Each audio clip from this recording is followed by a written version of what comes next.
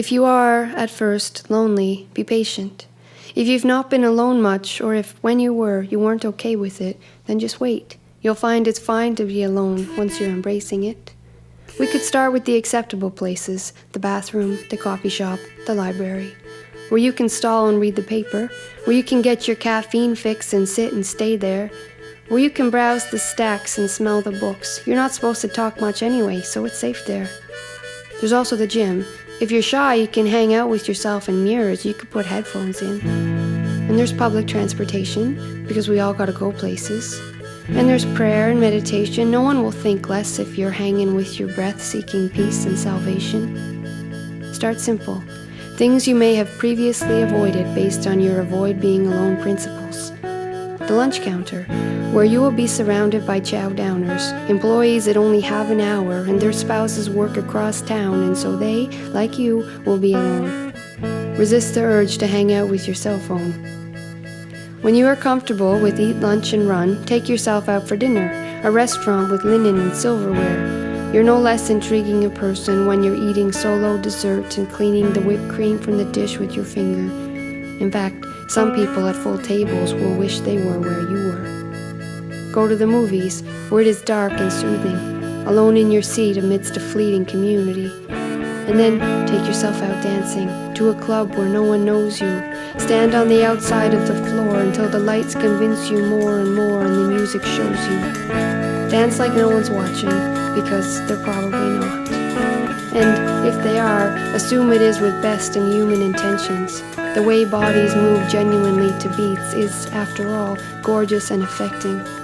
Dance until you're sweating, and beads of perspiration remind you of life's best things, down your back like a brook of blessings. Go to the woods alone, and the trees and squirrels will watch for you. Go to an unfamiliar city, roam the streets, there are always statues to talk to, and benches made for sitting give strangers a shared existence, if only for a minute, and these moments can be so uplifting, and the conversations you get in by sitting alone on benches might have never happened had you not been there by yourself. Society is afraid of alone, though, like lonely hearts are wasting away in basements, like people must have problems if, after a while, nobody is dating them. But lonely is a freedom that breathes easy and weightless, and lonely is healing if you make it. You could stand swathed by groups and mobs, or hold hands with your partner. Look both further and farther in the endless quest for company.